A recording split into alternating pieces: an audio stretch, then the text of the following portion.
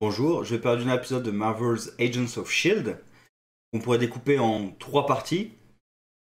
La plus intéressante que j'aborderai à la fin, c'est ce qui se passe dans la base de Hale, donc l'ancienne base de Hydra, avec Coulson, Krill, Talbot et le, le nouveau rebondissement, on va dire, sur qui a détruit la planète avec le Gravitonium. Il y a ce qui se passe dans la base du Shield, avec les trois les trois invincibles, je sais plus comment ils disent exactement en anglais, là, Fitz, Simmons et Yo-Yo, qui se croient, en tout cas Yo-Yo et Simmons, qui se croient immortels parce qu'elles existent dans le futur. Et enfin, le vaisseau du Shield, dans lequel Daisy part pour chercher la gamine qui voit le futur. Robin, chercher le nom, oui, Robin, parce qu'elle a l'oiseau, là, donc ils vont chercher Robin qui est intelligent pour le coup. Hein, ils veulent modifier le futur, ils vont chercher la fille qui voit le futur. Moi, c'est quasiment la première chose que j'aurais faite, mais au moins ils y pensent à ce moment-là. Ils auraient peut-être pu y penser avant. Ce qui est bizarre, c'est qu'ils trouvent pas Hunter, et surtout, ils donnent aucune explication sur le fait qu'il n'y ait pas Hunter. Alors que c'est lui qui était censé protéger la gamine. Donc je comprends que c'était un caméo dans un épisode et qu'il va pas revenir, l'acteur. En tout cas, peut-être dans un épisode ou deux, mais c'est pas un personnage régulier. Mais ils auraient pu trouver une petite explication sur pourquoi il était pas là, ou alors j'ai raté l'information. Bref, alors ce qui se passe dans le vaisseau, bon, c'est pas inintéressant, mais ça fait pas avancer le schmilblick, on va dire. Il y a un peu la relation mère-fille double avec la vraie mère, la mère biologique de Robin, et May. Et voilà, ça se déroule plutôt bien, c'est sympathique à regarder. La mère comprend rapidement la situation et en même temps elle s'en offusque pas parce qu'elle comprend qu'elle va mourir et que voilà, ça fait un moment qu'elle accepte la situation de sa fille, de toute façon elle accepte. Qu'elle a compris la situation de sa fille et qu'elle est bien obligée de s'y faire de toute façon, hein. Même si c'est dur pour elle, on voit quand même que ça lui fait pas du bien de voir sa fille appeler maman quelqu'un d'autre.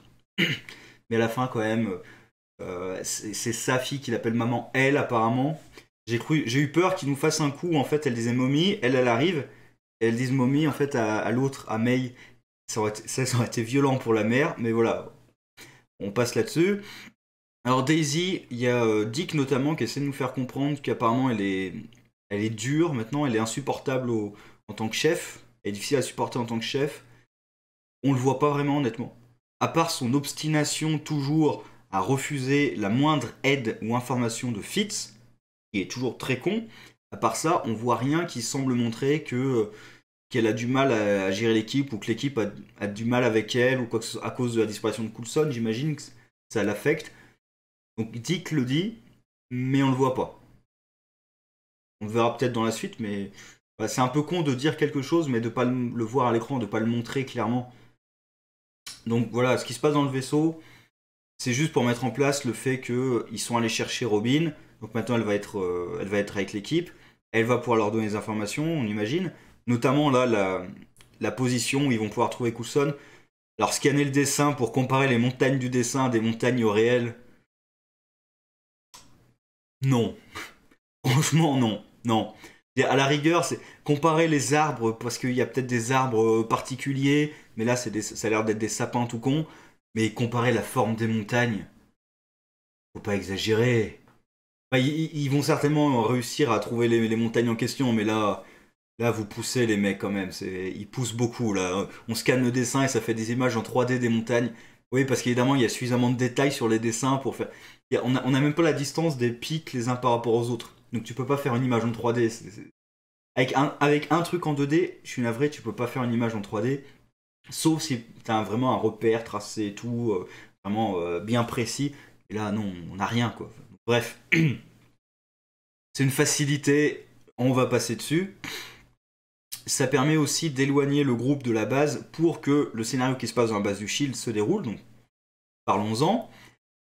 Il y a Simmons qui a l'air, je pensais pas qu'elle était convaincue, mais elle a l'air d'être convaincue d'être immortelle. Moi je croyais qu'elle faisait ça pour redonner confiance à Fitz, mais non, elle a vraiment l'air d'être convaincue. Alors je me demande si au fond d'elle, elle l'est vraiment. Donc on verra. Je pense qu'inéluctablement, il y a un événement qui va remettre en cause leur croyance absolue. Peut-être une blessure grave ou quelque chose comme ça. Je pense qu'il va se passer quelque chose qui va remettre en cause leur croyance. ce qui est bizarre, c'est que s'ils y croient vraiment, ils devraient être quasiment léthargiques. Parce qu'ils pensent, surtout Yo-Yo, telle qu'elle nous était présentée, elle était convaincue qu'elle était immortelle parce que le futur allait arriver quoi qu'il arrive. Mais du coup, comme le futur allait arriver quoi qu'il arrive, la planète est détruite, tous ceux qu'elle connaît vont mourir et tout, donc elle était un peu dans un état léthargique, presque en dépression profonde. Et là, je comprends. Par contre, les personnages agissent parce qu'ils sont convaincus d'être immortels, parce qu'ils sont convaincus que le futur est immuable. Alors, pourquoi est-ce qu'ils agissent? C'est ça qui me paraît bizarre. Donc, moi, j'ai plutôt l'impression que Simmons, elle utilisait les croyances de Yo-Yo pour manipuler Yo-Yo et pour essayer de redonner un peu du baume au cœur à Fitz, mais apparemment, il y croit vraiment. Alors, la question est toujours ouverte parce que peut-être qu'elle a manipulé les vers, hein. Elle a peut-être fait quelque chose, peut-être que le quatrième vers était marqué ou quoi que ce soit. Et après, d'un point de vue purement scientifique, elle teste 4 vers, enfin, elle en boit 3, et le dernier, c'est de l'acide. D'un point de vue purement scientifique, alors j'avais fait les calculs, je crois elle avait que 75% de chance de choisir le mauvais verre à un des essais. Je crois que c'était ça, 75% de chance de choisir le mauvais verre à un moment ou à un autre. Au début, elle a une chance sur 4, après une chance sur 3, une chance sur 2. Bref, scientifiquement parlant, 75% de chance, le fait que ça arrive pas anormal. C'est-à-dire, il y a 3 chances sur 4 que ça arrive, donc il y a une chance sur 4 que ça arrive pas. C'est pas minuscule. Si vraiment elle veut prouver qu'elle est immortelle, elle prend une arme automatique, elle se la met sur la tempe, elle tire, et si ça s'enraye, là, je commence à y croire à son truc. Et d'ailleurs, je dis ça justement volontairement parce qu'après Yo-Yo, elle manipule le flingue et là elle tire sans faire exprès. Et on voit Fitz et Simmons qui ont l'air choqués. Du coup, est-ce que Fitz, lui, il a pas l'air d'y croire vraiment alors que c'était censé être sa théorie.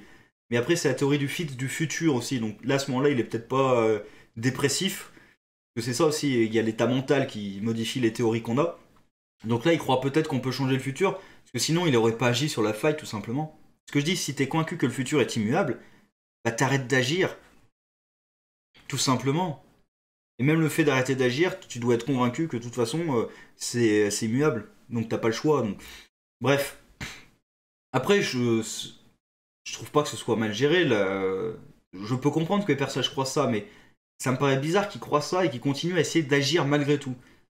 Donc c'est pour ça que j'avais plutôt dans l'idée que Simmons essayait d'utiliser ça pour manipuler un peu les autres. Mais apparemment, non, elle y croit vraiment. C'est un peu bizarre. Bon. Et la dernière partie, donc c'est la base d'Hydra, c'est ce qui moi m'a le plus intéressé dans cet épisode. Parce que pour le coup, c'est ce qui fait un peu le plus avancer l'histoire, honnêtement. Le vaisseau du Shield, c'était quand même pour mettre en place le personnage de Robin qui maintenant rejoint l'équipe. La base du Shield, c'était pour mettre en place la construction justement de ce trio et le fait qu'ils partent en mission. Là, la base du Shield, c'est quand même de Hydra. C'est là où on avance un peu plus l'histoire avec Coulson qui réussit à convaincre Krill de l'aider. Donc ça aussi, c'était bien de voir Krill qui... Parce que pour moi, Krill, dans les comics, en tout cas, c'est vraiment le méchant lambda qui juste va cambrioler une banque, point, quoi. Pour moi, c'est un méchant ultra pas manichéen, mais de base, quoi. C'est le méchant de base, sans beaucoup d'intérêt. Là, il fait plutôt appel à une noblesse du personnage et son lien avec Talbot. Quand il apprend que Talbot, apparemment, est retenu prisonnier, il va essayer de l'aider en mettant sa vie en danger et en acceptant de passer outre sa détestation de Coulson. En plus, Krill, et c'est là que l'histoire avance beaucoup, quand il essaie d'aspirer le gravitonium, il aspire aussi une partie des souvenirs de Graviton, il me semble c'est le nom du super vilain, qui est le professeur qui a été absorbé par le gravitonium. Alors franchement, j'étais convaincu qu'on n'en parlerait plus jamais. Quand j'ai vu le gravitonium dans cette série, j'ai pensé à lui tout de suite, mais comme ça remonte quand même, il me semble quasiment à la saison 1, je me disais qu'on le reverrait plus jamais ce personnage. Et apparemment si. Apparemment vraiment il est encore conscient à l'intérieur. Et donc ça relance la question, est-ce que c'est Ruby qui va détruire le monde? Est-ce que c'est Daisy? Est-ce que c'est Graviton? Ou encore, autre hypothèse, est-ce que c'est Graviton qui prend le contrôle de Krill par exemple, ou de Daisy, ou de Ruby avec la machine, et qui finit par utiliser ses pouvoirs à travers quelqu'un qui l'aurait possédé et il va pas réussir à les contrôler, ou au contraire il va vouloir se venger de l'humanité. Voilà, donc c'est une possibilité que ce soit lui finalement qui va détruire la planète. Ça c'est une autre possibilité. Et du coup ils ouvrent aussi la porte à une histoire, on va dire, qui continue après le film Avengers. Parce que là il doit rester 2 épisodes avant Avengers. Et comme je dis, après Avengers, il n'y aura plus la menace extraterrestre que craint Hale. Donc il faudra partir sur autre chose pour motiver. Alors soit carrément on tue Hale, carrément, par exemple sa fille qui veut la trahir, il y a une possibilité que Hale soit tué ou quelque chose comme ça. Mais de toute façon, il va falloir partir sur autre chose. C'est-à-dire c'est plus Hale ne pourra plus être motivé par le fait qu'il faut protéger la planète d'une menace extraterrestre. Même si techniquement il y a toujours une menace quelconque dans l'univers Marvel, donc à la rigueur elle peut dire oui on a échappé à une menace, mais il y en a peut-être une autre. Sauf que là on peut lui rétorquer tout de suite, oui mais il y a les Avengers. Parce qu'il y a peu de chances qu'il meure dans le film honnêtement. Il y a très peu de chances qu'un seul des Avengers meure dans le film. On sait jamais, mais bon il y a peu de chances. Donc je pense qu'il faudra partir sur autre chose, donc Graviton peut-être. La trahison de Ruby qui a l'air de se mettre en branle là. Elle essaie de convaincre sa mère aussi qu'elle est digne d'entrer dans la machine. J'adore, elle essaie de convaincre sa mère qu'elle est digne d'être le Destroyer of Worlds en désobéissant à ses ordres et en essayant de tuer Krill. Parce qu'évidemment, tu vas donner les pouvoirs de Destroyer of Worlds à quelqu'un qui ne t'obéit pas et qui essaie de tuer une autre personne désarmée. Évidemment. Enfin ça c'est la mentalité Hydra, si t'es prête à tuer quelqu'un de désarmé, c'est bien. D'ailleurs, elle reprochait à sa fille de pas avoir les capacités, pas les capacités physiques, mais les capacités mentales, le bon état d'esprit pour utiliser la machine. Je crois qu'elle les a toujours pas, hein. Ou alors c'est sa mère qui est fière qu'elle soit sanguinaire. C'est un peu, bref. Mais voilà, la base, ce qui se passe dans la base de Hale, c'était le plus intéressant parce que on révèle une nouvelle possibilité de menace avec Graviton.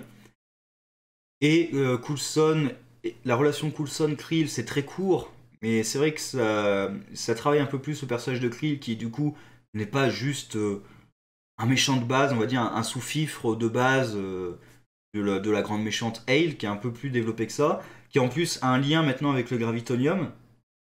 Donc voir aussi comment ils vont utiliser ça, parce que comme ils ont besoin de lui encore en vie, donc son lien avec le Gravitonium, ça peut être utilisé. Ça peut être voir, comme je dis, Graviton qui prend le contrôle de Krill.